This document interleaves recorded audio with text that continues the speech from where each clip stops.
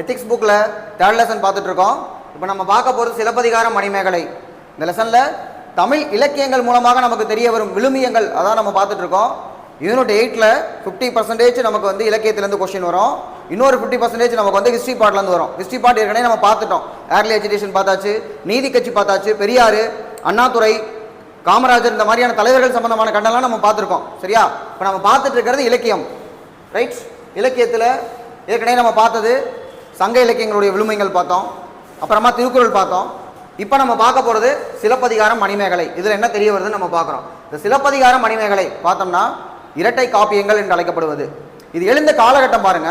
நம்முடைய தமிழ்நாடு வரலாறுல சங்க காலம், சங்க இலக்கியங்கள்னா 10 பாட்டும் 8 தொகையும். அதுக்கப்புறம் வரக்கூடியது சங்க மருவிய காலம். இந்த சங்க மருவிய காலத்தில் 18 நீதி நூல்கள் இருக்கு. 18ல் 11 நூல்கள் வந்து பார்த்தோம்னா நீதியை வலியுறுத்துவது. எதனால் இந்த இலக்கியங்கள் நீதியை வலியுறுத்துகிறது? ஏன்னா அப்ப நீதி தேவைப்பட்டிருக்கு. அப்போ இந்த சிலப்பதிகாரம் மணிமேகலை அப்படின்னு பார்த்தோம்னா காப்பியங்கள், 50 காப்பியங்கள்ல இது 2 இருக்கு. இதுல 50 காப்பியங்களுமே கொடுத்துருக்காங்க. சிலப்பதிகாரம், மணிமேகலை, சீவக சிந்தாமணி, குண்டலகேசி, வளையாபதி. சிலப்பதிகாரம் மணிமேகலை இதெல்லாம் பார்த்தோம்னா தமிழ் தாயினுடைய அணிகலன்கள். சிலம்பு காலில் போடுவாங்க. சிலப்பதிகாரத்துக்கு உரை எழுதினவர் யாருன்னு கேட்டால் அடியாருக்கு நல்லார். அப்போ சிலம்பு அடியில் தான் இருக்கும். அடியாருக்கு நல்லார் சிலப்பதிகாரம் அப்படின்னு கோடு வரலாம் வச்சு ஞாபகம் வச்சிருப்போம். இப்போ இந்த சிலப்பதிகாரத்தை எழுதியவர் யாருன்னு பார்த்தீங்கன்னா இளங்கோவடிகள். மணிமேகலை எழுதினது அவருடைய நண்பர் தான் சீத்தலை சாத்தனார். சரியா?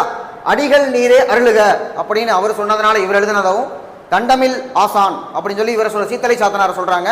நாட்டுதும் யாம் ஒரு பாட்டுடை செய்யுள் நான் எழுதுறேன், கண்ணகியோட கதையை கேட்டுட்டு நான் எழுதுறேன். அதாவது சொல்றாங்க, உரைசால் பத்தினியை உயர்ந்தோர் ஏத்துவர், ஊழ்வினை உறுத்து வந்து ஊட்டும், அரசியல் பிழைத்தோருக்கு அறம் கூற்றாவதும். இந்த மாதிரி 3 உண்மைகளை உயர்த்துவதற்காக சிலப்பதிகாரம் இயற்றப்பட்டது. சிலப்பதிகாரத்தை பொறுத்த வரைக்கும் 3களில் காப்பியம் அப்படிம்பாங்க. ஏன்னா 3 உண்மையை உணர்த்ததுக்காக எழுதப்படுகிறது. இன்னொன்று முத்தமிழ் காப்பியம், இயல், இசை, நாடகம் அப்படின்னு முத்தமிழுமே அதில் இருக்கக்கூடியது.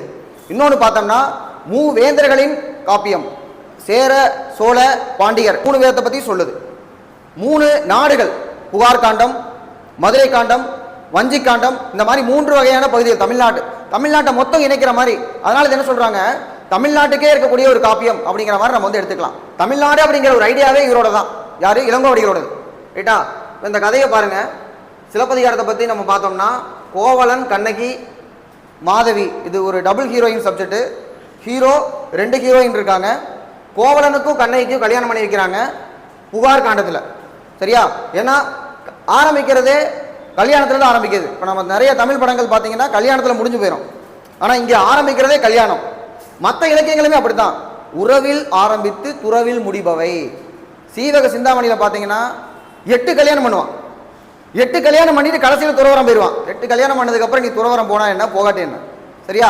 அது என்னன்னா நிலையாமையை உணர்த்துவதற்காக இதெல்லாம் வந்து எழுதப்படுகிறது. ஏன்னா சமணத்தையும் பௌத்தத்தையும் வலியுறுத்த எழுதப்பட்டவை. இந்த சமணமும் பௌத்தமும் எப்பொழுது குறைய தொடங்குச்சுன்னா சைவமும் வைணவும் தலைத்தோங்க பக்தி இயக்க காலத்துல, பல்லவர்கள் காலத்துல வந்ததுக்கு அப்புறமா அது அப்படியே குறைய தொடங்குச்சு. அது வரைக்கும் இதனுடைய டாமினன்ட். அப்ப இது எழுதினவர் இளங்கோவடிகள்ங்கிறதுனால அவர் ஒரு சமயத்தை சேர்ந்தவராக இருந்தாலும் கூட சிலப்பதிகாரம் ஒரு சமயச்சார்பற்ற காப்பியம். ஒரு இலக்கியம்னு சொன்னோம்னா பொதுவா கடவுளை பத்தி இருக்கும். முதல்ல தொடக்க காலம் அப்படித்தான், கடவுளை பத்தி எழுதியிருப்பாங்க, இல்லைன்னா ராஜாவை பத்தி எழுதியிருக்கணும். ஆனா இங்க சிலப்பதிகாரத்தை பொறுத்த வரைக்கும் கோவலனோ கண்ணகியோ ராஜாக்கள் கிடையாது, சாதாரண மனிதர்கள். அப்ப சாதாரண மனிதர்களை பத்தி ஒரு காப்பியம் எழுதணும். ஒரு காப்பியம் எழுதணும்னா தன்னேர் இல்லாத தலைவன் இருக்கணும், தன்னை எதிர்த்து நிற்கக்கூடிய தலைவனே இருக்கக்கூடிய அப்படி இருக்கணும். கோவலன் அப்படிப்பட்ட ஆள் கிடையாது. கோவலன் வெட்டிறான், கொலை செய்யப்படுகிறான். கோவலனுடைய கொலைக்கு பழி தீர்ப்பது கண்ணகி. அப்போ முதல் காப்பியமும் பெண்ணு ஹீரோயினா இருக்காங்க. அப்ப இது ஒரு பெண்ணிய காப்பியம்னு சொல்லலாம். பெண்களே முன்னிறுத்தப்படுகிறாங்க. சரியா? இப்போ கோவலன் கண்ணகி 2 பேரும் கல்யாணம் பண்ணி வைக்கிறாங்க. கோவலனுக்கு 14 வயசு, கண்ணகிக்கு 12 வயசு. குழந்தை திருமணம் தான். இந்த காலத்தில் நம்ம பார்த்தோம்னா கோவலனுடைய அப்பா பேர் யாருன்னு பார்த்தீங்கன்னா மாசாத்துவான், கண்ணகியுடைய அப்பா பேரு மாநாய்க்கன். 2 பேருமே அதானி அம்பானி மாதிரி வெல்த்தியான ஃபேமிலி. சரியா? ஏன் இதை சொல்றேன்னா அது காரணம் இருக்கு. இப்போ புகார் நகரத்தில் பெருவணிக குடும்பத்தில் பிறந்தவங்க. இது நமக்கு இதில் என்ன கொடுத்துருக்காங்கன்னா எத்திக்ஸ் புக்கில் கோவலனை பற்றி சிறப்பாக சொல்லியிருக்காங்க. சிறப்பாக சொல்கிற அளவுக்கு அவன் பெரிய ஆள் கிடையாது. ஏன்னா கல்யாணமாகி கண்ணகியோட கொஞ்ச நாள் தான் இருப்பான்.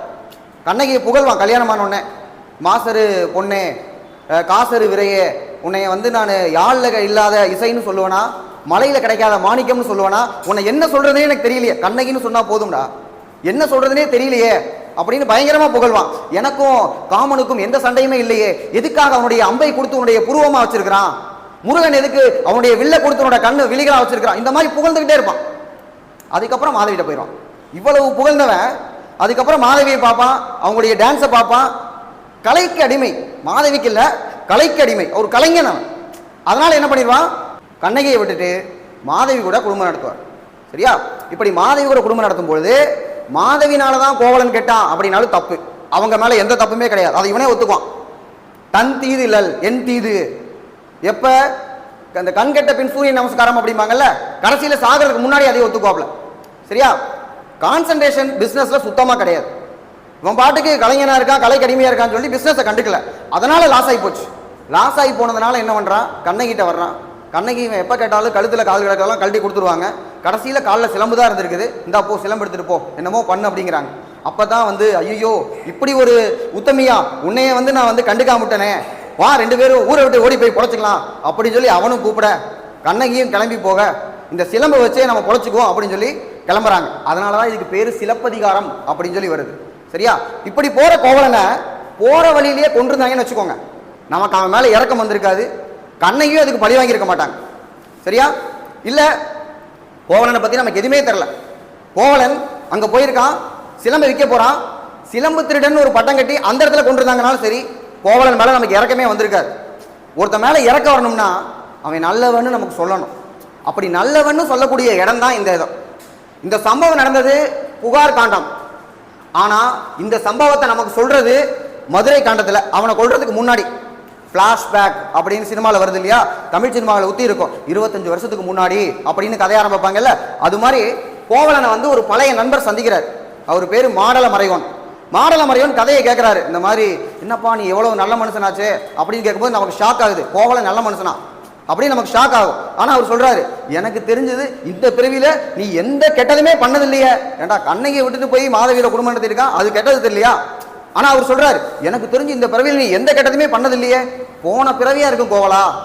ஆனாலும் ஒரு நல்ல விஷயம் என்னன்னு தெரியுமா, இந்த நலன் தமயந்தி பிரிஞ்சாங்க, கணவன் மனைவி பிரிஞ்சிருந்தாங்க, ராமன் சீதையை பிரிஞ்சிருந்தான். அப்போ துன்பம் அவங்களுக்கு என்னன்னா, துன்பத்துல மனைவி கூட இல்லை, ஆனா உனக்கு பாரு இவ்வளவு துன்பத்திலையும் மனைவி கூட இருக்கா அப்படின்னு வாய வச்சாரோ இல்லையோ முடிஞ்சு போச்சு, கோவலனை போட்டுருவாங்க. சரியா? இப்போ கோவலனை நல்லவன்னு சொல்றதுக்கு மாடல மறையோன் நிறைய சர்டிபிகேட்டை கையில வச்சுட்டு வந்திருக்காரு, புகார் காண்டத்துல இருந்து எடுத்துட்டு வந்து நம்மகிட்ட சொல்றாரு. இதெல்லாம் கேட்கறதுனால அவரை நம்ம நல்லவன்னு நம்ம நம்பிடணும். சரியா? கோவலனுக்கும் மாதவிக்கும் பிறந்த குழந்தை பெண் குழந்தை. சரியா? ஏன்னா கண்ணகி கூட குடும்ப நடத்தல, குழந்தை பிறக்கல, மாதவி கூட தான் இருந்திருக்காரு, அதனால அவங்க 2 பேருக்கு குழந்தை பிறந்திருக்கு. ஒரு சமயம் மூதாதையர் ஒருவர் நடுக்கடலில் சென்ற போது, கோவலனுடைய முன்னோர்கள் வந்து நடுக்கடல்ல போகும்போது கப்பல் வந்து கவுந்து போச்சு. அப்போ அவங்களை காப்பாத்தினது மணிமேகலா தெய்வம் அப்படின்னு ஒரு தெய்வம் வந்து காப்பாத்திருக்கு.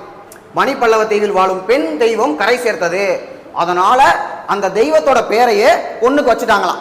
அப்ப கோவலன் செய்நின்றி மறவா செம்மல், இன்று முதல் நீ செய்நின்றி மறவா செம்மல் என்று அழைக்கப்படுவாய் அப்படின்னு சொல்லி கோவலனுக்கு இப்படி ஒரு படத்தை கொடுத்திருக்காங்க. சரியா? அடுத்து என்ன பண்ணிருக்காங்க, கோவலன் வந்து இன்னொரு சம்பவம் பண்ணியிருக்காப்ல, இது பெரிய சம்பவம், தரமான சம்பவம். யானைகிட்ட ஒரு பெரியவர் மாட்டிக்கிறார், யானை கிட்ட. சரியா? அந்த பெரியவரை காப்பாத்திருக்காப்ல. அதனால கருணை மறவன், தன்னுடைய உயிரை கூட பொருட்படுத்தாமல் யானையிடமிருந்து முதியவரை காப்பாற்றிய கோவலன் இன்று முதல் நீ கருணை மறவர் என்று அழைக்கப்படுவாய் அப்படின்னு அடுத்த ஒரு படத்தை கொடுக்குறாங்க. சரியா? ரெண்டாவது இன்னொரு வேலை பார்த்திருக்காப்ல, பிரிந்த கணவன் மனைவியை பெரும்பொருள் கொடுத்து இல்லற வாழ்வில் இணைத்து, அடுத்த வார்த்தையை சேர்த்து பார்க்க வேண்டும் அப்படிங்கிற மாதிரி என்ன பண்றாப்ல, கணவன் மனைவி பிரிஞ்சிருக்காங்களா, இவர் பெரும்பொருள் கொடுத்து சேர்த்து வைக்கிறாராம். நீ ஏன் கண்ணகியை விட்டுட்டு வந்து மாதவி கூட இருக்க, நீ இந்த வேலையை பார்த்திருப்பியா, நமக்கு சந்தேகம் வரலாம், ஆனா அவர் பண்ணியிருக்காப்ல. இதுல ஒரு கதை இருக்கு, என்னன்னா ஒரு தம்பதிகளுக்கு குழந்தை இல்லையா, அதனால கீரி இருக்கு இல்லையா, பாம்பும் கீரி சண்டை போறோம்ல, கீரியை தத்தெடுத்து வளர்த்துருக்காங்க. அந்த கீரி தான் பிள்ளையா இருந்திருக்கு, கொஞ்ச நாள் கழிச்சு குழந்தை பிறந்துருச்சு. இப்ப அந்த குழந்தைய விட்டுட்டு அந்த அம்மா தண்ணிக்கு போயிருக்காங்க, அவரு கடைக்கோ எதுக்கோ போயிருக்காரு. இந்த நேரத்துல ஒரு கருணாக பாம்பு அந்த குழந்தைய கடிக்க வந்திருக்கு. அப்ப இந்த கீரி என்ன பண்ணிருக்கு, குழந்தைய பாம்பு கொத்திருங்கிறதுக்காக அந்த பாம்பு கூட சண்டை போட்டு பாம்பை கொன்னு வாயில ரத்தத்தோட அந்த அம்மாவை கூப்பிடுறதுக்காக போயிருக்கு. வாயில ரத்தத்தை பார்த்தோன்னே ஐயோ இந்த கீரி தான் நம்ம பாப்பாவை கடிச்சு பிடிச்சு அப்படின்னு சொல்லி குடத்தை போட்டு அந்த கீரியை கொண்டுட்டாங்க. இதை அந்த கணவர் பார்த்தோன்னே, கீரி புள்ளையை கொண்டுட்டியே, நம்ம குழந்தைய காப்பாத்தின கீரியை கொண்டுட்டியே அப்படின்னு சொல்லி விட்டுட்டு போயிட்டாரு. அவங்கள சேர்த்து வச்சிருக்காப்புல கோவலன். பெரும்பொருள் கொடுத்து. அதனால கோவலனுக்கு செல்லா செல்வன் அப்படின்னு இன்று முதல் நீ செல்லா செல்வன் என்று அழைக்கப்படுவாய். அடுத்த பட்டம் இன்னொருத்தர் பாருங்க, தலைவனை இழந்து தடுமாறும் குடும்பத்தாரையும். குடும்ப தலைவர் குடும்பத்துக்கு ரொம்ப ரொம்ப முக்கியம், இல்லைன்னா அந்த குடும்பம் தடுமாறி போயிடும். இது கோவலனுக்கு தெரிஞ்சிருக்கணும். நாம நினைப்போம் கோவலனுக்கு இதெல்லாம் தெரியல, கண்ணகியை விட்டுட்டு மாதவி கூட போயிட்டான்னு சொல்லி. அப்ப மாடல மறைவன் நம்மள்ட்ட இன்டெரக்டா ஒரு விஷயம் சொல்றாரு, கோவலன் ஒண்ணு கெட்டவன் கிடையாது, நல்லவன் தான். அவன் குடும்பத்துக்கு கண்ணகிக்கு மட்டும்தான் கெட்டவன், மற்றபடி ஊருக்கே வந்து என்ன பண்ணியிருக்கான், நல்லது பண்ணியிருக்கான். இப்ப என்ன பண்ணியிருக்காப்லன்னா இல்லோர் செம்மல் அப்படின்னு சொல்லி ஒரு பட்டம் கொடுத்துருக்காங்க. இல்லோர் செம்மலுக்கு இந்த பக்கத்தில் இருக்கு. ஸ்டோரியை பாக்ஸ்குள்ள போட்டாங்க, பெரிய ஸ்டோரிங்கிறதுனால. என்னன்னா ஒரு கெட்டவன் அந்த காலத்துல சதுக்க பூதம் அப்படின்னு ஒன்று இருந்திருக்கு. அந்த பூதம் என்ன பண்ணுமா, யாரெல்லாம் பொய் பேசுறானோ அவனையெல்லாம் கடிச்சு சாப்பிட்டுருமா. அப்படி ஒருத்தனை பூதம் வந்து சாப்பிட போகுது. அந்த நேரத்தில் கோவலன் அந்த பக்கமா போறான். அந்த ஒருத்தனுடைய அம்மா அழுதுட்டு இருக்காங்க, ஐயோ என் பிள்ளைய வந்து பூதம் சாப்பிட போகுது, யாராவது காப்பாத்துங்க, யாருமே இல்லையா அப்படிங்கிறாங்க. அப்போ கோவலன் இருந்துட்டு, நீங்க கவலைப்படாதீங்கம்மா, நான் பூதத்துக்கிட்ட பேசி உங்க பையனை மீட்டு தர்றேன் அப்படிங்கிறான். போய் பூதத்துக்கிட்ட போய், பூதமே பூதமே, அவங்க அம்மா கதறி அழுகிறாங்க, நீ வேணா என்னைய சாப்பிட்டுக்கோ, எனக்கு யாரும் அழுகலாம் மாட்டாங்க அப்படின்னு சொல்லி பூதத்துக்கிட்ட என்ன சொல்றான், என்னைய சாப்பிட்டுக்க அப்படிங்கிறாங்க. பூதம் சொல்லுதான், கோவலா நீ ரொம்ப நல்லவன், நல்லவனை நான் சாப்பிடவே மாட்டேன் அப்படின்னு. கோவலனே ஷாக் ஆகி போயிட்டான், என்னைய ரொம்ப நல்லவன்னு சொல்லிட்டு பூதமே சொல்லிருச்சு. அப்ப இங்க என்ன சொல்றாப்ல மாடல மறையோன், கோவலா இவ்வளவு நேரம் நான் சொன்ன கதை கூட பொய்யா இருக்கலாம், ஆனா பூதமே உனக்கு சர்டிபிகேட் கொடுத்துருக்குப்பா, சதுக்கு பூதமே உன்னை நல்லவன்னு சொல்லிருச்சு. அதுக்கப்புறம் அந்த பூதம் என்ன பண்ணிச்சான், நரகன் உயிருக்கு நல்லுயிர் ஈந்து பரகதி இழக்கும் பண்பு இங்கில்லை அப்படின்னு கோவலன் டைலாக் சொல்லிவிட்டு அவனை அடிச்சு சாப்பிட்டுருச்சு இன்னொருத்தனை. அவன் சாப்பிட்டதுக்கு அப்புறம் அவன் குடும்பத்தையே கோவலன் தான் பார்த்துக்கிட்டான். அதனால இன்று முதல் கோவலன் இல்லோர் செம்மல் என்று அழைக்கப்படுவான் அப்படின்னு சொல்லி மாடல மறையோன் இத்தனை டைலாக நம்மள்ட்ட சொல்றாப்ல கோவலனை பத்தி. இவ்வளவும் தெரிஞ்சதுக்கு அப்புறம் நமக்கு கண்ணீரே வந்துடும், கோவலன் ரொம்ப நல்லவன் அப்படின்னு சொல்லிட்டு. இவனை வெட்டினாங்கன்னா நமக்கு கஷ்டம் தானே, சரியா? அடுத்து என்ன சொல்றாங்க, இப்படிப்பட்ட கோவலன் கண்ணகியை கூட்டிட்டு போயிருக்கான். கண்ணகி நல்ல ரிச் ஃபேமிலி, வண்ண சீரடி மண்மகள் அறிந்துழல் அப்படிங்கிறாங்க. அதாவது அந்த கண்ணகியுடைய பாதம் மண்ணில் பட்டதில்லை, ஏன்னா பல்லக்கிலேயே வச்சு கூட்டிட்டு போயிட்டு இருக்கக்கூடிய வெல்த்தியான ஃபேமிலி கண்ணகி. அப்படிப்பட்ட கண்ணகியை நல்ல வெயில் காலத்தில் என்ன பண்ணிட்டான், புகார்ல இருந்து நம்ம மதுரைக்கு போகலான்னு சொல்லி நடந்தே கூட்டிட்டு போயிருக்கான். அதுல வழி கேட்கறது, வழி சொல்றது கூட கோவலன் மட்டும் இல்லை, கவுந்தியடிகள் அப்படின்னு சொல்லி ஒரு சமண துறவிகள் இருப்பாங்க. இவங்க எல்லாம் சேர்ந்து போகும்பொழுது கவுந்தியடிகள் ஒரு சமண துறவி, அதனால அவங்க ஊருக்குள்ள வரமாட்டாங்க. மதுரையை நெருங்கும் போது, மதுரைக்கு போகும்போது என்ன பண்றாங்கன்னா அடைக்கலமா கொடுக்குறாங்க. ஒரு துறவி தானே கவுந்தியடிகள், அவங்களுக்கு பற்றே இருக்கக்கூடாதுல. ஆனாலும் கண்ணகி கூட அந்த நடந்து போன கேப்லேயே கண்ணகி மேல பாசம் அதிகமாகி தன்னை வந்து கண்ணகியினுடைய தாயாக அவங்க நினைச்சுக்கிட்டாங்க. ஒரு தாய்மை பண்பை அவங்க உணர்றாங்க. உடனே கண்ணகி அடைக்கலம் கொடுத்த போது இன்னும் அந்த மாதிரி கிட்ட சொல்றாங்க, நீ இவங்களுக்கு வழக்கமா ஒருத்தவங்க விருந்துக்கு போனா ஒரு வேளை சோறு போடுன்னு சொல்லலாம், தங்கிறதுக்கு இடம் கொடுன்னு சொல்லலாம். இந்த அம்மா கவுந்தியடிகள் சொல்றாங்க, கண்ணகிக்கும் கோவலனுக்கும் தனியா ஒரு வீடு கொடுத்துருமா. ரொம்ப நாளா கணவனை பிரிஞ்சிருந்தவங்க கண்ணகி இன்னைக்கு தான் அவங்க 2 பேரும் சந்திக்கிறாங்க. தனியா ஒரு வீடு கொடுத்து, அவங்க சமைக்கிறதுக்கு காய்கறியை கொடுத்து, வெட்டுறதுக்கு அருவாமனையை கொடுத்து, தட்டை கொடுத்து, எல்லாத்தையும் கொடுத்து, இவ்வளவும் கொடுக்க சொல்லவும் மாதிரி இவ்வளவும் கொடுக்குறாங்க. இது மட்டும் இல்ல, கவுந்தியடிகளுக்கு கண்ணகி நீ எப்படி பார்த்துக்கணும் தெரியுமா, நல்லா குளிக்க வச்சு சாம்பிராணி போட்டு கண்ணுக்கு மை தீட்டி இப்படியெல்லாம், தாயும் நீயே ஆகி தாங்கு. நான் தாயா இருக்கணும்னு நினைக்கிறேன், ஆனா நான் ஒரு துறவி, நீ என்ன பண்ண, நீ வந்து தாயாக இருந்து கண்ணகியை பார்த்துக்கோ அப்படின்னு சொல்லி பத்திரமா விட்டுட்டு போறாங்க. விட்டுட்டு போனதுக்கு அப்புறம் கோவலன் ரொம்ப நாள் கழிச்சு கண்ணகியை பார்க்கறான்ல, அவன் எப்பவுமே டைலாக் பேசினானாவே ஏமாத்த போறேன், பொய் சொல்ல போறேன்னு அர்த்தம், சரியா? இங்க அப்படியே வந்து என்னன்னா உருகுறாப்ல, நான் உன்னை போய் இப்படி விட்டுட்டு வந்துட்டேனே கண்ணகி, நீ எவ்வளவு நல்ல பொண்ணு, நான் தான் தப்பு பண்ணிட்டேன் அப்படின்னு சொல்லி கோவலன் வந்து உருகுறாப்ல. உருகுனோடனே பழைய கண்ணகி இல்லை, அதாவது நெத்தியை பத்தி புகழ்ந்த போது, உன்னைய நான் என்ன பேர் சொல்லி கூப்பிடுறேன்னு சொல்லி புகழ்ந்த போது அந்த கண்ணகி பிள்ளை டக்குன்னு ஒரே வார்த்தை, போற்றா ஒழுக்கம் புரிந்தீர் அப்படின்னு கண்ணகி கேட்கறாங்க. நீ தப்பு பண்ணிட்டடா அப்படின்னு பாயிண்ட் பிளாங்க்ல கோவலனை கேட்டோன்னே அவனுக்கு அப்படியே ஷாக் ஆயிட்டான். என்னடா நம்ம கண்ணகியா இப்படி பேசுறாங்க, சரியா? ஏன்னா கண்ணகி மதுரை எரிச்சாங்கிறது வரலாறு. அதுக்கு முன்னாடி கண்ணகி சின்ன வயசுல இருந்தே டெரர் பீஸா அப்படின்னா கிடையாது. இதே நடந்து போயிட்டு இருக்கும் பொழுது ஒரு இடத்துல ஒரு பொண்ணுக்கு சாமி வந்துடும். சாமி வந்த பொண்ணு அது பாட்டுக்கு ஒன்று சொல்லும், கண்ணகியை பார்த்தோனோ இவ்வளோ பொங்க செல்வி குடமலை ஆட்டி ஒரு மாமணியாய் உலகில் பொங்கிய திருமாமணி அப்படின்னு கண்ணகியை பார்த்து சொன்னோன்னே, என்னப்பா என்னைய போய் உலகத்துக்கே ஒரு திருமாமணியா நான் இருக்கிறேன்னு சொல்லி சொல்றாங்களே அப்படின்னோடனே பைத்தியம். அந்த பொண்ணு சாமி வந்து சொல்ற பொண்ணை கண்ணகி என்ன சொல்றாங்க, பைத்தியம்னு சொல்லிட்டு கோவலன் பின்னாடி போய் அப்படியே பக்குவமா ஒளிஞ்சுக்கிறாங்க. அவ்வளவு வெக்கப்பட்டு ரொம்ப ஷை டைப்பா இருக்கவங்க கண்ணகி இப்ப தயங்கி தயங்கி பேசுறாங்க. யார்கிட்ட? கணவன் கிட்ட. போற்றா ஒழுக்கம் புரிந்தீர் அப்படின்னு டப்புன்னு வந்துருச்சு. இதை சொன்ன உடனே, நீ என்னை விட்டுட்டு போனது எனக்கு கஷ்டம் இல்லடா, என்ன பிரச்சனை தெரியுமா, அறவோர் எதிர்தலும் அந்தனர் ஓம்பலும், என்னால நீ இல்லாதனால யாருக்குமே விருந்தோம்பல் பண்ண முடியல, ஒருத்தர் உங்க வீட்டுல கூட்டு சாப்பாடு கூட போட முடியல, அது எவ்வளவு கஷ்டம், என்ன விடுறா, உங்க அப்பா அம்மா பாத்தியா நீயே, அதை கூட விட்டுட்டு போயிட்டே அப்படின்னு சொல்லி கண்ணகி கேட்கும் பொழுது ஆள் ரொம்ப அப்செட் ஆயிட்டாப்ல. சரியா? நமக்கு சந்தேகம் வரும், இவனை திருடன்னு சொல்லி வெட்டுற வரைக்கும் பேசாம இருந்தானா, யானை கூட சண்டை போட்டு வயசானவரை காப்பாத்தின கோவலன் தன்னை தானே காப்பாத்திக்க தெரியலையா? மனுஷனுக்கு கஷ்டம் வந்துச்சுன்னா, ரொம்ப சோகமாயிட்டான்னா மூளை வேலை செய்யாது. ராமன் இருந்து சீதையை கடத்திட்டு போனதுக்கு அப்புறம் சீதை செத்துட்டாங்கன்னு சொன்னா ராமன் மயக்கம் போட்டு விழுந்துருவார். ராமன் எவ்வளவு பெரிய வீரன், கடவுளா சொல்றோம் இல்லையா? ஆனாலும் என்னன்னா, சீதை செத்துட்டாங்கன்னு ஒரு வாந்தி கிளப்பிடுவாங்க, மயக்கம் போட்டுருவார், பொசுக்கு பொசுக்குன்னு மயக்கம் போட்டுருவார். ஏன்? அன்பு எங்க இருக்கிறதோ அங்க அறிவு கம்மியா இருக்கும், மூளை வேலை செய்யாது. அதே மாதிரி தான் இங்க கோவலனுக்கு வந்து கண்ணகி சொன்னோன்னே மனசு ரொம்ப வருத்தப்பட்டுட்டான். அதோடய சிலம்பு விற்க போறான். அவனை பிடிச்சி பொற்கோளண்ட போய், உங்க மகாராணிக்கான சிலம்பு என்கிட்ட ஒன்று இருக்கு அப்படின்னு கேட்டோடனே, அவன் தான் சிலம்பு திருடி வச்சிருக்கான். இவன் போய் மன்னன் கிட்ட என்ன பண்றான், சிலம்பு திருடுனவனை நான் கண்டுபிடிச்சிட்டேன் அப்படின்னு பொற்கோளன் சொல்றான். எந்த நேரத்துல? பாண்டிய மன்னன் அந்த புறத்துக்கு போயிட்டு இருக்க வேலையில போய் சொல்றான்.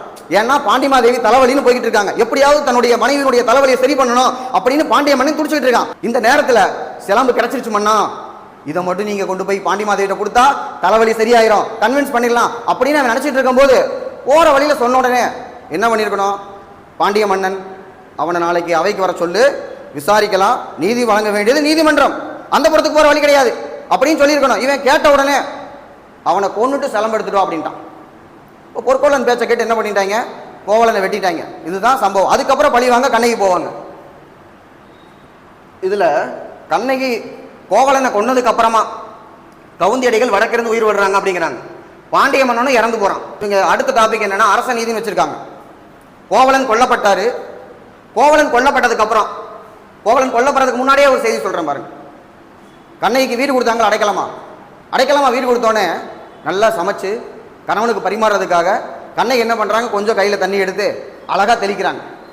இந்த தண்ணி தெளிக்கிறது, இப்போ இலையில தண்ணி தெளிக்கிறது எப்படி இருக்குன்னா, பூமி தாய், கண்ணகியோட தாய் பூமியா, அந்த பூமி தாய் மயக்கம் போட்டு விழுந்துருச்சா, என் பொண்ணு நல்லா இல்லைன்னு சொல்லிட்டு. இன்னைக்கு கணவனுக்கு சாப்பாடு போடுறோன்னே, என் பொண்ணு நல்லா இருக்கா அப்படின்னு சொல்லிட்டு அந்த அம்மா வந்து எந்திரிக்கலாம், கண்ணகியை எழுப்பி விடுறாங்களாம்.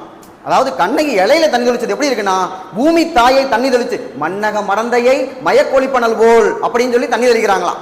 சரியா? இவ்வளவுலாம் பண்ணதுக்கு அப்புறம் கோவலனை என்ன பண்றாங்க, நல்லா இருக்காங்க, ஃபேமிலி ஒன்னாயிருச்சு அப்படின்னு நினைக்கும் பொழுது கோவலன் சிலம்பு வைக்க போகும்போது அவனை கொண்டுட்டாங்க. இப்போ கோவலனை வெட்டிடுறாங்க. கோவலன் கொல்லப்பட்டதுக்கு அப்புறமா என்ன ஆச்சுன்னு பார்த்தோம்னா, கண்ணகிட்ட வந்து சொல்றாங்க, கண்ணகி உன்னுடைய கணவனை கொண்டுட்டாங்களாமா, வெட்டிட்டாங்களாம். எதனால அப்படின்னா, சிலம்பு திட்டாங்கிறதுனால அப்படின்னா கண்ணகி கோவம் வந்துருது. கண்ணகி வந்திருக்கிறது புது ஊர் மதுரையில. கண்ணகி யாருக்கா தெரியுமா? யாருக்குமே தெரியாது. அப்ப புது ஊர்ல போய் நாங்க யாரு இன்னாருன்னு சொல்லி எப்படி விளங்க வைக்க முடியும்? யாரா சாட்சி சொல்றது இருப்பாங்களா? கண்ணகி பத்தி யாருக்குமே தெரியுமா? தெரியவே தெரியாது. அப்போ இவங்க இருக்கிறது என்னன்னு பார்த்தோம்னா, ஆயர்பாடி, ஆயர் குளத்துல இருக்காங்க. அங்க நிறைய தீ நிமித்தங்கள்லாம் இருக்கு. அப்பதான் என்னன்னா, இவங்க ஆய்ச்சியர் குறை வந்து பாடிட்டு இருக்காங்க. அங்கங்க சிலப்பதிகாரத்தை பொறுத்த வரைக்கும் தமிழர்களுடைய கலை, எங்க இசைக்கலை இருக்கு, நடனக்கலை இருக்கு, எல்லாத்தையுமே அந்த நேரத்துக்கு தகுந்த மாதிரி காட்டுவார். குன்ற குறவை இருக்கும், அதுக்கப்புறம் நமக்கு வந்து ஆய்ச்சியர் குறவை இந்த இடத்துல இருக்கும். பெண்கள் வந்து நெல்லு குத்தும் போது வல்லைப்பாடு பாடுவாங்க, எல்லாமே சொல்லியிருப்பார் அவர். சரியா? இந்த இடத்துல என்னன்னா, கண்ணகிக்கு சாட்சி சொல்ல ஆள் இல்லை. உடனே கண்ணகி என்ன பண்ணுவாங்க, எல்லாத்துக்குமே சாட்சியா இருக்கக்கூடிய யாரு மேல பாக்குறாங்க, சூரியன் தெரியறாப்ல, காய்கதிர் செல்வனே கல்வனோ என் கணவன் அப்படின்னு உடனே சூரியனை பார்த்து கேட்கறாங்க, சூரியனே நீ எல்லா பக்கம் இருக்கல, நீ சொல்லு என்னுடைய கணவன் கல்வனா அப்படின்னு கேட்டோன்னே சூரியனே பேசிடுறாப்ல, இது இயற்கை இகந்த நிகழ்வு அப்படிம்பாங்க. என்ன சொல்லுவாங்க? இயற்கை இகந்த நிகழ்வு. சில நேரத்தில் நமக்கு நாடகத்தில் நம்ம ஏற்றுக்கிட்டு தான் ஆகணும். சரியா? சூரியனே சொல்றாப்ல, என்னது கல்வனோ அல்ல, அவன் வந்து கல்வன் கிடையாது, ஒல்லரி உண்ணும் இவ்வூர், இந்த ஊர் எரிய போகிறது அப்படின்னு சூரியனே ஹிண்ட் கொடுத்துறாப்ல. அப்ப கண்ணகிக்கு எவ்வளவு ஃபயரா இருக்கும், பொய்க்குற்றம் சாட்டி என்னுடைய கணவனை கொள்றீங்க, அங்க இருந்து கிளம்புறாங்க.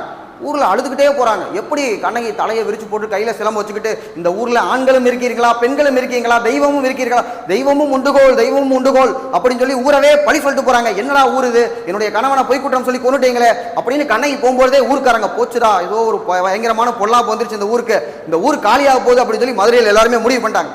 இப்படி முடிவு பண்ணிட்டு கண்ணகி போய் பாண்டியம்மனுடைய வாயில போயிட்டு, வாயில் காவலன் இருப்பான், உள்ள விடணும்ல, இப்பெல்லாம் போய் பார்க்க முடியுமா நம்ம ஆட்சியாளர்களை? ஆனா இன்னைக்கு என்ன பண்றாங்க, கண்ணகி போயிட்டு வாயிலோயே வாயிலோயே அறிவு அறை போகிய இறைமுறை படைத்தவன் வாயிலோயே அறிவில்லாத மன்னனுடைய வாயில் காவலனே அப்படின்னு சொன்னா அதுக்கப்புறம் உள்ள விடுவானா?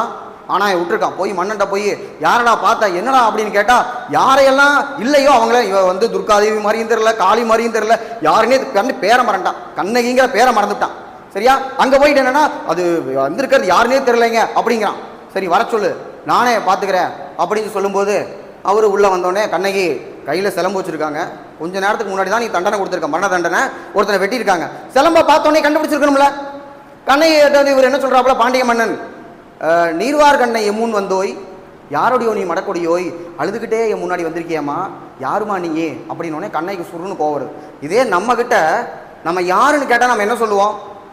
நம்ம சொல்லுவோம் முதல்ல நம்ம பேரை சொல்லுவோம். இப்போ நான் தான் கண்ணகின்னு என்னுடைய எப்படி இன்ட்ரடியூஸ் பண்ணுவேன்? என் பேர் கண்ணகி, என்னுடைய கணவன் பேர் கோவலன், மாமனார் பேர் வந்து மாசாத்துவான், எங்கள் அப்பா பேர் வந்து மாநாய்க்கன், எங்கள் ஊர் புகார், இப்படி என்னைய சொல்லி என்னோட ஹஸ்பண்ட் பேரை சொல்லி அதுக்கப்புறம் மாமனார் பேரை சொல்லி அதுக்கப்புறம் ஊருக்கு போவோம். கண்ணகி அப்படியே ரிவர்ஸில் வர்றாங்க. எடுத்த உடனே என்ன சொல்கிறாங்கன்னா 2 பேரோட வரலாறு சொல்கிறாங்க அவங்க ஊர் பேரை சொல்கிறதுக்காக. எல்லூர் சிறப்பின் இமையர் வைப்ப புல்லூர் உன்கண் தீர்த்தவன் நன்றியும் சிபி சக்கரவர்த்தின்னு ஒருத்தன் என்னுடைய நாடு மன்னன். நான் புகார் காண்டம் சோழ நாடு. சோழ நாட்டில் சிபி சக்கரவர்த்தின்னு ஒரு மன்னர் தான். புறா அடைக்கலமாக வந்துச்சு. அந்த புறாவை காப்பாற்றுறதுக்காக தன்னைத்தானே தராசு கட்டில் ஏற்றினவன், தன்னையே அறிஞ்சு வச்சவன், சதையை அறிஞ்சு வச்சவன் தான் சிபி சக்கரவர்த்தி. அப்படிப்பட்ட சோழ நாடு. 2வது டைலாக், மனுநீதி சோழன் வாயிற்கடைமணி நடுநா நடுங்க ஆவிற்கடைமணி உகுநீர் நெஞ்சு சுட தான் தன் அரும்பெரும் புதல்வனை ஆளியின் மடித்தோன். தன்னுடைய கன்றுக்குட்டியை கொன்று விட்டான் என்ற காரணத்தினால் பசுமாடு மணியை அடித்தது. மனுநீதி சோழனுடைய வாயில் கட்டப்பட்ட மணியை அடித்தது. கன்றுக்குட்டிக்கு நீதி வழங்குவதற்காக தன்னுடைய மகனை தேரில் நசுக்கி கொண்டா மனுநீதி சோழன்.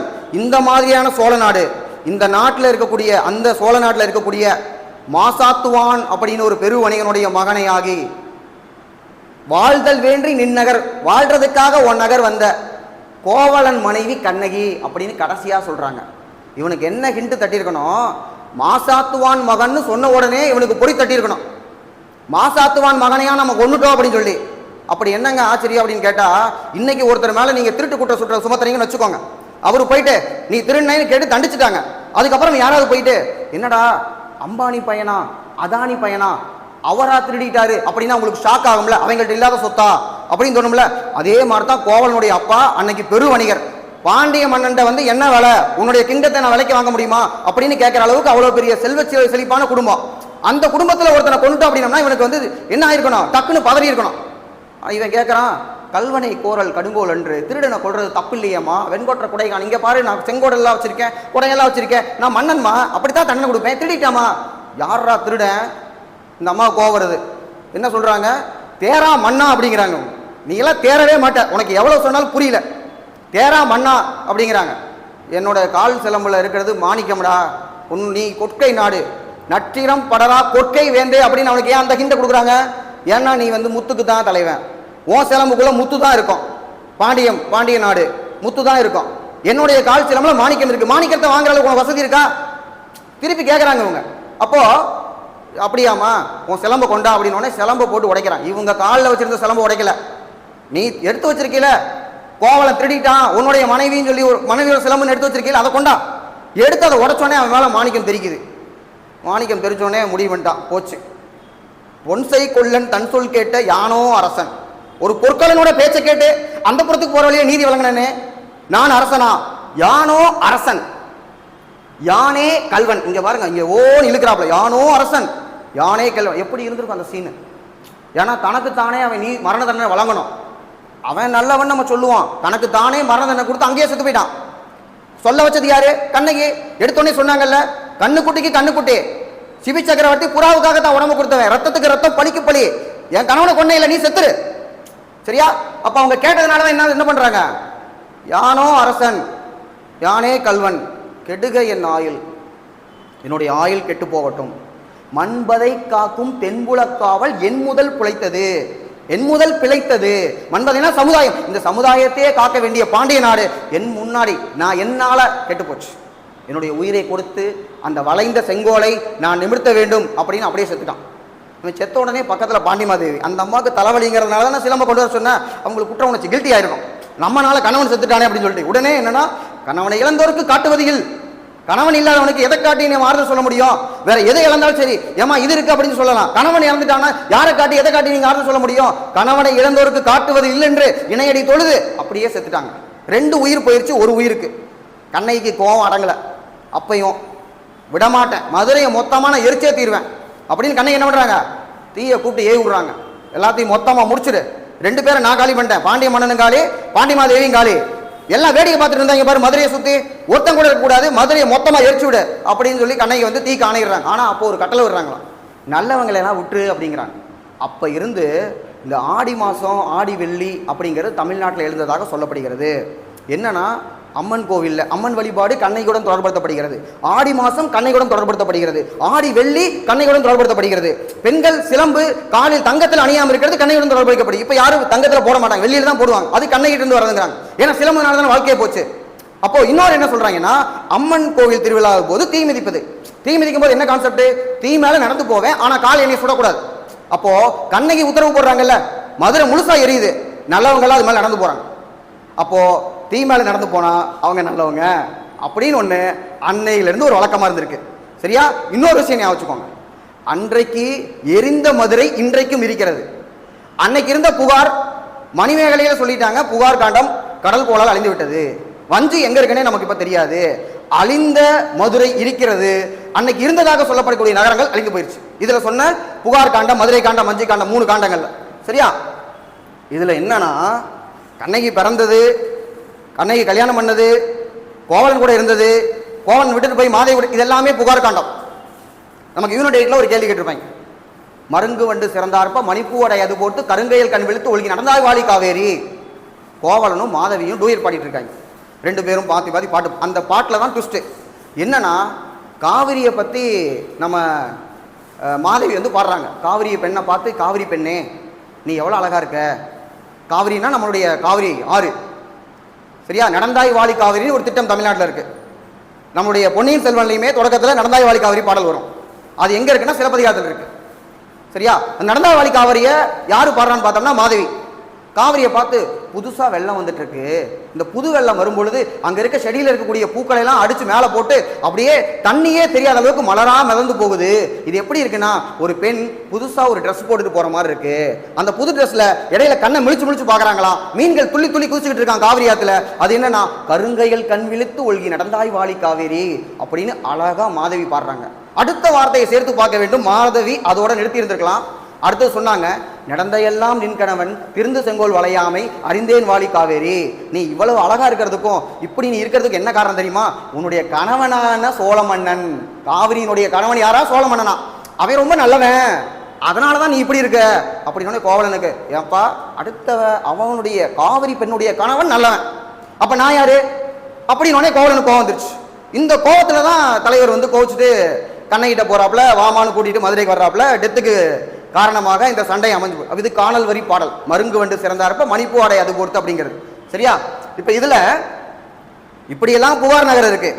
மதுரை போனதுக்கு அப்புறம் கொலைக்கால காதை நமக்கு ரொம்ப சோகமாயி போச்சு. அடுத்து வஞ்சிக்கு போறாங்க, வஞ்சி மாநகர். அங்கதான் இளங்கோவடிகளுடைய அண்ணனான சேரன் செங்குட்டுவன் வந்து அரசரா இருக்கார். கோயில் கட்டுவது, கண்ணைக்கு கோயில் கட்டுவது அவர் தான். ஒருத்தர் கற்கோயில் கட்டினார், யாரு? செங்குட்டுவன். ஒருத்தர் சொற்கோயில் கட்டினார், யாரு? இளங்கோவடிகள். கற்கோயில் இன்றைக்கு இருக்கிறதா இல்லையா நமக்கு தெரியல, ஆனால் இளங்கோவடிகள் கட்டிய சொற்கோயில் இன்றைக்கு இருக்கிறது, என்றென்றைக்கும் இருக்கும். சரியா? அப்ப இது 3களின் காப்பியம் சொன்னல, இன்னொரு 3 நமக்கு தெரியுது. என்னது?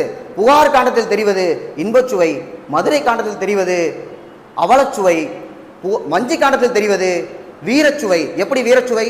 கண்ணகிக்கு கோயில் கட்டுவதற்காக செங்குட்டுவன் கனக விசையின் தலையில் கல்லை எடுத்து கொண்டு வந்து கோயில் கட்டினா, வடக்கு வந்து படையெடுத்து போய் ஜெயிச்சுட்டு வந்தான் அப்படின்னு ஒரு வீர வரலாறு நமக்கு வந்து சொல்றாங்க. இப்படி சொல்லும் பொழுது இந்த செய்தி சேரன் செங்குட்டுவனுக்கும் போகுது. எப்படி இளங்கோவடிகளுக்கு சொன்ன உடனே அவருக்கு இதை நம்ம கதையாக எழுதி வைத்து இந்த உலகம் மறக்காம நம்ம எழுதி வைக்கணும்னு நினைச்சிருக்காருல, அதே மாதிரியே சேரன் செங்குட்டுவன் வந்து கோயில் கட்டணும்னு நினைச்சிருக்கான். அப்ப இந்த கதையை அவன் கேட்கும் பொழுது, பாண்டிய மன்னன் இந்த செய்தி என் காதுக்கு வர்றதுக்கு மாதிரி செத்தான் பாரு, அங்க நிக்கிறான். ஒரு மன்னனுடைய வாழ்க்கை என்பது நல்ல வாழ்க்கை கிடையாதுப்பா. மழவல்லைனாலும் எங்களை தான் சொல்லுவாங்க, ஏதாவது ஒரு பிழை ஏற்பட்டுச்சுனாலும் எங்களை தான் சொல்லுவான், எல்லா பிரச்சனைக்குமே நாங்க தான் காரணம், இது ஒரு முள்கிரீட மாதிரி பதவின்னு நினைக்கிறீங்களா அப்படின்னு சொல்லி ரொம்ப வருத்தப்பட்டு சொல்லியிருக்காப்புல இதோட சிலப்பதிகாரம் முடிஞ்சிருச்சு. இவ்வளோதான் எத்திக்ஸ் புக்கில் கொடுத்துருக்காங்க. இதுக்கப்புறம் மணிமேகலை இருக்குது. மணிமேகலை கொஞ்சோண்டு தான் இருக்குது. மணிமேகலையும் சிலப்பதிகாரமும் இரட்டை காப்பியங்கள் சொல்லுவாங்க. ஏன்னா கதை தொடர்பு, கதை மாந்தர் தொடர்பு. கோவலனுக்கும் மாதவிக்கும் பிறந்த பெண் தான் மணிமேகலை. இப்போ கணவன் இறந்த உடனே மூணு வகையான கற்பு சொல்லுவாங்க. அதாவது பாண்டிய மன்னனுடைய மனைவி பாண்டிமாதேவி இறந்தது ஒரு வகையான கற்பு, கணவன் இறந்த உடனே இறந்து விட்டார்கள். இன்னொன்று கோவலன் இறந்த உடனே கண்ணகி இறக்கல. கணவனுடைய மரணத்திற்கு காரணமானவனை பழி வாங்கிட்டு அதுக்கப்புறமா தெய்வமாக மாறுகிறாள் கண்ணகி. மாதவியோ தான் துறவரம் பூண்டு அவங்க வந்து வாழ்றாங்க. தான் துறவியாக போனது மட்டும் இல்லாமல் தன்னுடைய மகளான தனக்கும் கோவலனுக்கும் பிறந்த மகளான மணிமேகலை. ஆனால் மாதவியால் தன்னுடைய மகள்னு சொல்லிக்க மாட்டாங்க, கண்ணகியோட பொண்ணுன்னு தான் சொல்லுவாங்க. சரியா, கண்ணகியோட பொண்ணு அப்படின்னு தான் சொல்லுவாங்க. அந்த மணிமேகலையை துறவியாக்கிறாங்க. சிலப்பதிகாரம் ஒரு சமயச்சார்பற்ற காப்பியம், ஆனால் மணிமேகலையோ பௌத்த மத காப்பியம். அப்போ பௌத்த மதத்தினுடைய புத்த சமய கொள்கை உலகமே துன்பமயமானது, ஆசையே துன்பத்துக்கு காரணம், ஆசையிலிருந்து நீங்கள் விடுபட்டா துன்பத்திலிருந்து வெளிவரலாம் அப்படின்னு சொன்ன பௌத்த கருத்துக்களை இதில் சொல்லணும். அப்போ மாதவி பாருங்க, அது ஒரு புரட்சி காப்பியம். ஏன்னா மாதவி கணிகர் குலம். அந்த கணிகர் குலத்தில் பிறந்த மாதவி கணவன் இறந்ததுக்கு அப்புறமா துறவரம் மூடுறாங்கல்ல, அது ஒரு பெரிய விஷயம். அது அங்க ஒரு புரட்சி அவர் பண்ணதுனாலதான் இங்க இவருடைய நண்பரான சீதை சாத்தனா ஒரு புரட்சி பண்றாரு. என்ன புரட்சி பண்றாருன்னு பார்த்தோம்னா, அதே கணிகர் குலத்தை பிறந்த மணிமேகலையுடைய பாட்டி இருப்பாங்க, அதாவது மாதவியோட அம்மா. நீ வந்து நம்ம கணிகர் குலமா, அதுக்கு தகுந்த மாதிரி நடந்துக்கோ அப்படிம்பாங்க. முடியாது, நான் துறவியா தான் வாழ்வேங்கிறாங்க. சாதாரண விஷயம் இல்லை, நாட்டினுடைய இளவரசனே ப்ரப்போஸ் பண்றான். உதயகுமாரன் வந்து ப்ரப்போஸ் பண்றான். ஒரு இளவரசன் ப்ரப்போஸ் பண்ணா யாராவது முடியாதுன்னு சொல்லுவாங்களா? ஆனா மணிமேகலை முடியாதுங்கிறாங்க. அவனுக்கு அட்வைஸ்லாம் பண்றாங்க, டே இந்த உடம்பெல்லாம் நிலையில்லாதடா, எப்போ வேணாலும் அழிஞ்சு போயிடும் அப்படின்னு எவ்வளோ அட்வைஸ் பண்றாங்க. அவன் கேட்க மாட்டேங்கிறான். கடைசியில் என்னன்னா, மணிமேகலை காய சண்டிகை அப்படின்னு, மணிமேகலையோட ஃப்ரெண்டு. அந்த காலத்தில் உங்களுக்கு மேஜிக்லாம் தெரிஞ்சிருக்கு. அப்போ காய சண்டிகை மாதிரி இவங்க மாறு வேஷத்தில் இருக்காங்க. யாரு? மணிமேகலை. காய சண்டிகைக்கு ஒரு ஹஸ்பண்ட் இருக்காரு, காஞ்சன். சரியா? இப்போ காய சண்டிகை பின்னாடி யார்? உதயகுமாரன் போறான். ஏன்னா இப்ப காய சண்டிகை தான் மணிமேகலை. ரைட்டா? உதயகுமாரனை பொறுத்த வரைக்கும் மணிமேகலை பின்னாடி போறான்னு நினைக்கிறான். காய சண்டியோட கணவன் பொறுத்த வரைக்கும் யாரா நம்ம ஒய்ஃப் பின்னாடி போயிட்டு இருக்கியான், என் பொண்டாட்டியவே நீ ராக்கிங் பண்றியா இரு அப்படின்னு சொல்லி என்ன பண்ணிட்டான், காஞ்சன் வந்து உதயகுமாரன் கொன்னுட்டான். இந்த செய்தி சோழ மன்னனுக்கு போன உடனே, மனுநீதி சோழன் பரம்பரையில் வந்த ஒருத்தனா இப்படி இருக்கிறான் உதயகுமாரன், இந்த செய்தி மற்றவங்களுக்கு தெரியற முன்னாடி அவனை வந்து எரிச்சிடணும் அப்படிங்கிறாரு. ஆனால் உதயகுமாரனுடைய அம்மாவுக்கோ இதுக்கான காரணம் மணிமேகலை தான். அவன் மட்டும் ப்ரொபோசலை ஓகே சொல்லியிருந்தா இன்னார் அவளை இந்த நாட்டுக்கு நான் ராணி ஆக்கியிருப்பேன், அப்படி இருந்திருக்கலாம். என்னுடைய மகனை பிடிக்கலன்னு சொன்னதும் இல்லாம அவருடைய மரணத்துக்கு தான் காரணம் சொல்லி மணிமேகலையை சிறையில் போட்டுருவான். இந்த சிறைச்சாலைகளை எல்லாம் அறச்சாலைகளாக மாற்ற வேண்டும் அப்படிங்கிறது மணிமேகலோட தான். எல்லாத்துக்குமே உணவு கொடுக்கணும். சரியா? எல்லாத்துக்குமே உணவு கொடுக்கணுங்கிறது அறம் எனப்படுவது யாதனை கேட்பின் மறவாதிதிகள் மண்ணுயிருக்கெல்லாம் உண்டியும் உடையும் உரையிலும். இப்போ வரைக்கும் நம்ம அடிப்படை தேவைகள் சொல்றது 3: உணவு, உடை, இருப்பிடம். இதை சொன்னது யாரு? மணிமேகலை சொல்லியிருக்காங்க. சரியா? அப்போ பசிப்பிணி மருத்துவர் அப்படி பசிப்பிணியை வந்து போக்க வேண்டும். அதுதான் என்னது? மணிமேகலையில் வந்து நமக்கு வந்து உணர்த்தப்படுவது. இதுல ஒழுக்கமா நம்ம இருக்கணும். ஒழுக்கத்தின் எய்துவர் மேன்மை, இழுக்கத்தின் எய்துவர் எய்தாப்பழி அப்படின்னு இவங்களே ஒரு திருக்குறளை போட்டு முடிக்கிறாங்க. நான் ஒரு திருக்குறள் சொல்றேன். அதாவது சிலப்பதிகாரத்தை எடுத்துக்கோங்க. கோவலன் இருக்கான், இந்த பக்கம் மாதவி இருக்காங்க, இந்த பக்கம் பொற்கொள்ளன் இருக்கான். மாதவியை நம்பாம நீ வந்துட்ட, பொற்கொள்ளன் உனக்கு யாருனே தெரியாது, அவனை நம்பி நீ கையில வந்து சிலம்ப கொடுத்துருக்க. சாகிறதுக்கு காரணம் யாரு? பொற்கொள்ளன். இப்போ வள்ளுவர் ஒரு குறள் சொல்றார், தேரான் தெளிவும் தெளிந்தான்கண் ஐயுறவும். யார் வந்து தேர மாட்டானோ அவன் மேல நீ தெளிவா நம்பிக்கை வச்சிருக்க. தெளிந்தான் கண், யார் வந்து நீ நம்பணுமோ தெளிந்தான் கண், நம்பிட்ட, கூட குடும்பம் நடத்திட்ட, எல்லாம் பண்ணதுக்கு அப்புறம் நீ என்ன பண்ற? சந்தேகப்படுற. தெளிந்தான் கண் ஐயுறவும் என்ன உனக்கு தரும் என்றால் தீரா இடுமை தரும்னு வள்ளுவர் சொல்றார். அந்த துன்பம் தீரவே தீராது. அதற்கு உதாரணமாக சிலப்பதிகாரம் முடிந்து விட்டது. ரைட்டா? அடுத்து நம்ம பார்க்க போறது சீவக சிந்தாமணி. இதோட அந்த 50 காப்பியங்களை பார்த்தோம், கொஞ்சம் தான் கொடுத்துருக்காங்க. சீவக சிந்தாமணி எழுதினவர் யாருன்னு பார்த்தீங்கன்னா திருத்தக்க தேவர். இந்த திருத்தக்க தேவர் ஒரு சமணத்துறவி. இவர் என்ன சொல்றாரு? சமணத்துறவியாக இருக்கக்கூடியவர். சரியா? பற்றே இல்லாமல் இருக்கணும். இவர் போயிட்டு அவங்களுடைய கவுன்சில் இருக்கும் போல் இருக்கு, சமணர்கள்லாம் இருக்கிறவர் அதில். அப்போ அவங்கள்ட்ட பர்மிஷன் வாங்கிட்டு தான் ஒரு புக்கெல்லாம் எழுதணும். அப்போ அவர் சொல்றாரு, நான் வந்து ஒரு காப்பியம் எழுதலான் இருக்கேன், என்ன காப்பியத்தோட பேரு முனிவரே அப்படின்னு திருத்தக்க தேவர்கிட்ட கேட்ட உடனே அது பேரு சீவக சிந்தாமணி. ஏன் அப்படி பேர் வச்சிருக்கீங்க? சீவகன் ஒருத்தனுடைய வரலாறு நான் சொல்ல போறேன். அவன் 8 கல்யாணம் பண்றான். நீயே துறவி, துறவி போய் 8 கல்யாணம் பண்ணதை பத்தி நீ எழுதலாமா? நீ எழுதவே கூடாது அப்படின்னு. எப்பா நான் பற்றற்றவன்பா, தமிழ் பற்றுனாலையும் நம்முடைய சமண பற்றையும் நான் சொல்றதுக்காக எழுதுறேன். கடைசியில கிளைமேக்ஸ்ல அவனை நான் என்ன பண்ணிடுவேன், துறவி ஆக்கிடுவேன். 8 கல்யாணம் பண்ணதுக்கு அப்புறம் நீ அவனை துறவி ஆக்கணும் ஆக்காட்டி என்ன? இதெல்லாம் கேட்டோன்னே எழுதக்கூடாதுன்னு சொல்லிடுறாங்க. அவர் திருத்தக்க தேவர் அடம்பிடிக்கிறார். நீங்க என்னை நம்ப மாட்டேறீங்கல்ல அப்படிலாம் அவர் சொன்ன உடனே கடைசியில ஒரு ஆப்ஷன் கொடுக்குறார். நீ சீவகனை பத்தி எழுதுறதுக்கு முன்னாடி நிறைய பத்தி எழுது அப்படிங்கிறாங்க. நிறைய பத்தி எழுதுறதா? ஆமா, நீ நிறைய பத்தி எழுதி என்கிட்ட காமி, அதுக்கப்புறம் நாங்க உனக்கு பர்மிஷன் கொடுக்குறோம் சீவனை பத்தி நீ எழுதலாமா வேண்டாமா சொல்லிட்டு. அப்போ நரி விருத்தம் எழுதியவர் யாருன்னு கேட்டா திருத்தக்க தேவர். விருத்தப்பாவுல முதல்ல காப்பியம் படைத்தவர் யாருன்னு கேட்டா திருத்தக்க தேவர். இந்த விருத்தத்தை தான் நம்முடைய கம்பர் கம்பராமாயணத்துல சூப்பரா கையாண்டிருப்பார். விருத்தம் எனும் முன்பாவிற்கு உயர் கம்பன் அப்படின்னு சொல்லி கம்பருக்கு தனியா பேரே அதுக்கு வந்திருக்கும். ஏன்னா விருத்தப்பா ஒரு பிளெக்சிபிலிட்டி கொடுக்கும். எத்தனை சீர் வேணாலும் நீங்க போட்டுக்கலாம். அடி 4 அடி தான் இருக்கும், பெருசாக சென்டென்ஸ் இருக்கும், சின்னதாக இருக்கும். அப்ப இடத்துக்கு தகுந்த மாதிரி நீங்க விருத்தத்தை போடலாம். சரியா? இப்போ இவர் என்ன பண்றாரு, விருத்தப்பாவில் தோன்றிய முதல் காப்பியம் ஒரு கேள்வி நமக்கு கிடைச்சிருச்சு. இன்னொன்னு இது சமண சாவிய காப்பியம் 2வது கேள்வி நமக்கு கிடைச்சிருச்சு. நிலையாமை அப்படிங்கிற ஒரு கருத்தை வலியுறுத்துறாங்க. இதுல சீவகன் தன்னுடைய தந்தையான நாட்டை பறிச்சுக்கிறாங்க. இதுல கடுவன் மந்தி அப்படிங்கிறாங்க. கடுவன்னா ஆண் குரங்கு, மந்தினா பெண் குரங்கு. அந்த குரங்கு 2 பலாப்பழம் சாப்பிடும் போது அதை தோட்டக்காரன் பிடிக்கிட்டு போயிட்டான். அப்ப தோட்டக்காரன் திரும்ப மீட்கிற மாதிரி என்ன பண்றாங்கன்னா நாட்டை கைப்பற்ற நாட்டை மீட்கிறாங்க. அந்த சின்ன ஷார்ட் ஸ்டோரி இதுல சொல்லியிருக்காங்க. இதுல நமக்கு சொல்ல வர்றது என்னன்னா நிலையாமை, வாழ்க்கை நிலையாமை. 8 கல்யாணம் பண்ணாலும் நிலையாமையை சொல்லிட்டு துறவரம் போயிரு அப்படிங்கிறாங்க.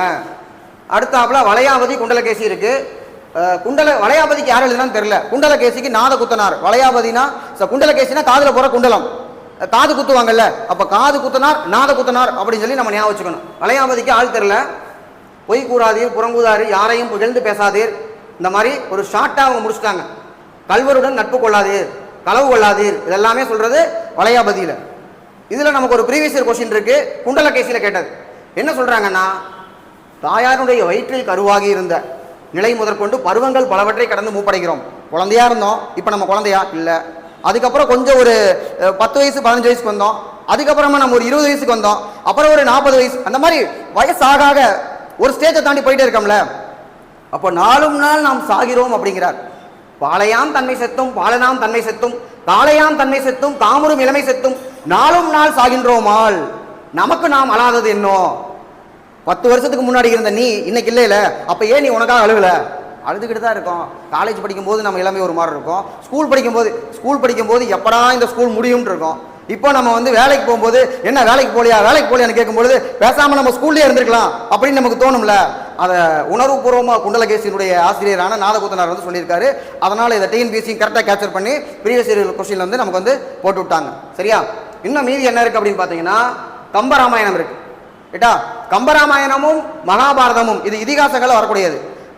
ராமாயணம் தெரியும், வால்மீகி எழுதினது. இது தமிழ்ல நமக்கு எழுதினவர் கம்பராமாயணம் நிறைய பேர் எழுதியிருக்காங்க.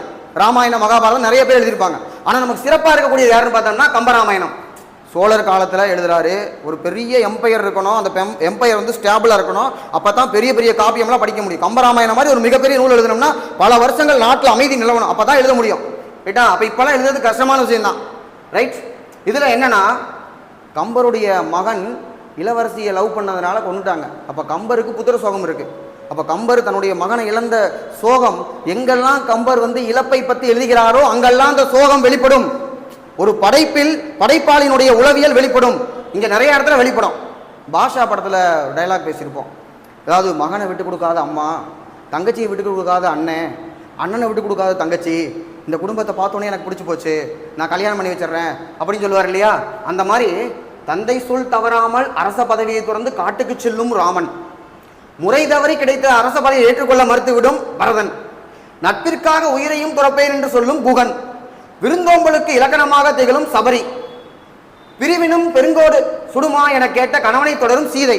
தாரா பெருசு, என்னுடைய கணவனை நான் பிரிஞ்சிருக்கிறதுக்கு அப்படின்னு சீதை பின்தொடர்றாங்க. சீதை போனது அண்ணனை பாதுகாப்பதை எனது இலக்கென வாழும் பாசமிக்க இளவல் லக்குவன், கொண்ட பணியை முடிக்க கடலாயினும் மலையாயினும்.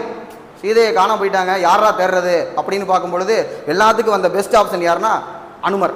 அப்போ அப்படியே பார்க்குறாங்க, என்னப்பா இதோட கடல் இருக்கு, இனிமேல் தாண்டனா ஸ்ரீலங்கா தான் போகணும், இடையில அப்போ பாலம் இல்லை, ஏன்னா அதுக்கப்புறம் தான் பாலம் கட்டதா சொல்றாங்க. அப்ப யார் ஜம்ப் பண்ணுவான்னு கேட்டோன்னு எல்லாரும் அனுமரை பாக்குறாங்க. அவரோட வாயை அப்படி இருக்கு தெரியுமா? சின்ன வயசுல மேல தெரியுற சூரியன் வந்து பால் நினைச்சிட்டு அதை எட்டி பிடிக்கிறதுக்காக ஜம்ப் பண்ணி அவர் பாட்டு புஷ் பண்ணி மேல போயிட்டாரு. உங்க அப்பா தான் வாயில் ஒரு அடி வச்சாரு. அப்பதான் வந்து வாய் வந்து இந்த மாதிரி ஆயிடுச்சு. இப்ப நீங்க பாருங்க எப்படி ஜம்ப் பண்றாரு, ஒரே ஜம்ப் பண்ணி ஸ்ரீலங்கா போவார். இதை விட பெஸ்ட் என்னன்னா, ஸ்ரீலங்காவில் சண்டை நடக்கும்போது காயம் பட்டுரும், சஞ்சீவி மூலிகை வேணும் அப்படிம்பாங்க. ஸ்ரீலங்காவிலேருந்து ஜம்ப் பண்ணி இமயமலைக்கு வருவார். அங்கேருந்து எது மூலிகைன்னு தெரியாதனால மலையை பேத்து எடுத்துட்டு அங்கேருந்து ஒரு ஜம்ப் பண்ணி ஸ்ரீலங்கா வருவார். அப்படிப்பட்ட ஜம்பிங் எக்ஸ்பர்ட்லாம் யாரு கூட இருக்காங்க. இந்த மாதிரியான ஒரு ராமாயணம். அதில் தான் சொல்லின் செல்வர் அப்படி கண்டேன் சீதையை. சீதைன்னு சொன்னா பார்த்தாரா இல்லையான்னு சந்தேகம் வரும். நான் சீதையை பார்த்துட்டேன்னு சொல்லணும். கண்டேன்னு சொல்லிட்டு அதுக்கப்புறமா சீதைன்னு சொன்னாரு அனுமர். இப்போ இதுல கம்பராமாயணத்தில் அயோத்தி மாநகரில் வந்து கல்வி எவ்வளவு சிறப்பா இருக்கு அப்படிங்கிற ஒரு பாட்டை மட்டும் நம்ம கொடுத்துருக்காங்க. ஏக முதல் கல்வி முளைத்து எழுந்து எண்ணில் கேள்வியாக முதல் திணைவனை போக்கி அருந்தவத்தின் சாகம் தலைத்து அன்பருமி தருமம் மலர்ந்து போகம் கனி ஒன்று படுத்தது போலும் அன்றே அப்படின்னு ஒரே ஒரு பாட்டை மட்டும் நம்ம கொடுத்துருக்காங்க. எவ்வளவோ நல்ல பாடல்கள் இருக்கு. கல்வியோட சிறப்பை வந்து நமக்கு வந்து வலியுறுத்தி சொல்லியிருக்காங்க. இன்னொன்னு அயோத்தி மாநகர் இன்பம் அனுபவம் என்ற பழங்கள் பழுத்த மரமே அயோத்தி மாநகர். அயோத்தியை வந்து சிறப்பித்து சொல்லப்படுகிறது. சரியா? இதுல ராமாயணத்தில் ராவணன் பல நல்ல குணங்களை பெற்றவனாக காட்டப்படுகிறான். ராவணன் நல்லவன் தான். ஆனா என்ன பண்ணிட்டான்? சீதையை கவர்ந்து வந்து விட்டான். அதுக்கு அவன் காரணமா? இல்ல சூர்பனகை போய் தவறா சொல்லிக் கொடுக்கறதுனாலதான் சீதையை வந்து கவர்ந்துட்டு வர்றான். இன்னொன்னு அவனை பத்தி சிறப்பான பாருங்க. சிறந்த சிவபக்தன், தோல் வலிமை உடையவன், எட்டுத்துக்கு யானைகளுடன் பொருட்டு மார்பில் விருப்பம் பெற்று வெற்றி கண்டவன், வாரணம் பொருத மாறுவோம் அப்படிம்பாங்க. யானைகள் வந்து நெஞ்சில முட்டினா கூட ராவணனை வந்து ஒண்ணுமே பண்ண முடியாது. அந்த மாதிரியான ஒரு ஆள். 10 தலை வச்சிருக்கக்கூடிய ராவணன். இதுல இன்னொருத்தர் சொல்றாங்க செஞ்சோற்று கடனுக்காக. அப்ப செஞ்சோற்று கடன் தீர்க்கும் பாத்திரம் யாருன்னு கேட்டா கும்பகர்ணன். கும்பகர்ணனுக்கு தெரியும் தான் அண்ணன் பண்ணது தப்புன்னு சொல்லிட்டு, இருந்தாலும் சண்டைக்கு போய் செத்துருவாப்ல. அவங்க அண்ணன்டி சொல்லுவாப்ல, டேய் உனக்காக நான் சண்டைக்கு போறேன், நான் செத்ததுக்கு அப்புறமாவது நீ சீதையை விட்டு அப்படின்னு பாப்ல. ஏன்னா இவன் வந்து சீதையை விட்டுடா அப்படின்னு கேட்டோடனே, நீ எனக்கு தம்பியா இல்ல மன்னரா அமைச்சரா, நீ சொல்றதை நான் கேட்கணுமா, நீ சண்டைக்கு போறியா இல்லை நான் சண்டைக்கு போட்டா அப்படிமா. இப்படிதான் எல்லாத்தையுமே கொள்றதுக்கு ராவணன் காரணமாயிட்டான். மகன் இந்திரஜித்து, மேகநாதன் எல்லாருமே வந்து சாகிறதுக்கு வந்து காரணமாயிட்டான். அப்ப இதுக்கான சம்பவம் என்னன்னு பார்த்தோம்னா, கெட்டு ஒளிய பிறன்மனை நயத்தலாகிய ரைட்டா இன்னொருவருடைய மனைவியை கவர்ந்து கொண்டு வந்ததுதான் இவர் செய்த தவறு, ராவணன் செய்த தவறு. அதனால் அவன் மட்டுமல்ல அவன் குலமே அழிகிறது. அதுதான் ராமாயணம் உணர்த்தும் நீதி. அடுத்து மகாபாரதத்தை பாருங்க. மகாபாரதத்தில் நமக்கு தெரியும் கௌரவர்கள் பாண்டவர்கள் 2 பக்கம் இருக்காங்க. இதுல பாண்டவர்கள் 5 பேரு, கௌரவர்கள் 100 பேரு. இதுல கர்ணன் யார் கூட இருப்பாரு? கர்ணன் என்றால் வள்ளல். ஆனாலும் நட்புக்காக துரியோதனுக்கு அவர் கொடுத்த வாக்குக்காக தான் அவங்க பக்கத்துல இருந்தே இறந்துருவார். சரியா? கிருஷ்ணர் பார்த்தோம்னா 2 பக்கத்துலையும் நான் யாருக்கு அட்வைசரா வரணும், என் பொருளெல்லாம் நீங்க யார் வச்சுக்கணும், 2 பேர் நீங்க முடிவு பண்ணிக்கோங்கிற. கிருஷ்ணர் அர்ஜுனனுக்கு அட்வைசரா இருக்கார் தேரோட்டியாக. இவருடைய படைக்கருவி இவரோட படை எல்லாமே யூஸ் பண்றது துரியோதனன். ஏன்னா அவர் சொந்தக்காரு. 2 பேத்துக்குமே நான் நியூட்ரலா இருக்கேன் அப்படின்னு 2ஆ பிரிச்சு கொடுத்துறாரு. ஆனா கடைசியில யார் ஜெயிச்சது? கிருஷ்ணருடைய அட்வைஸ் யாரு கிடைச்சதோ அவங்க தான் ஜெயிச்சாங்க. ரைட்டா? இதுல நிறைய சின்ன சின்ன கதையெல்லாம் வருது. இதன் மூலமா நமக்கு தெரிய வரக்கூடியது என்னன்னா, இங்கேயும் தவறு செய்தால் சூதாடுவது தவறு. மகாபாரதம் மூலமாக நம்ம தெரிய வருவது சூதாடுவது தவறு. ஒரு பெண்ணுக்கு இழுக்கு ஏற்படுத்துவது ரொம்ப ரொம்ப தவறு. பாஞ்சாலி அப்படி பண்ணிருக்க கூடாது, அது வந்து மிகப்பெரிய தவறு. அதனால ஒரு எவ்வளவு பெரிய மன்னனானாலும் நீ அழிஞ்சு போவ அப்படிங்கிற நீதி வலியுறுத்தப்படுகிறது. அப்ப இதோட ஒரு வழியா நம்ம எத்திக்ஸ் புக்ல ஒரு லெசனை முடிச்சிட்டோம். ரைட்டா? தமிழ் இலக்கியங்கள் மூலமாக உணர்த்த வரும் நீதிகள் எல்லாத்தையுமே நம்ம பார்த்துட்டோம். இதுல இருந்து நமக்கு வந்து ஒரு கேள்வியோ 2 கேள்வியோ கேட்பாங்க. அதனால நல்லா பாருங்க. தேங்க்யூ.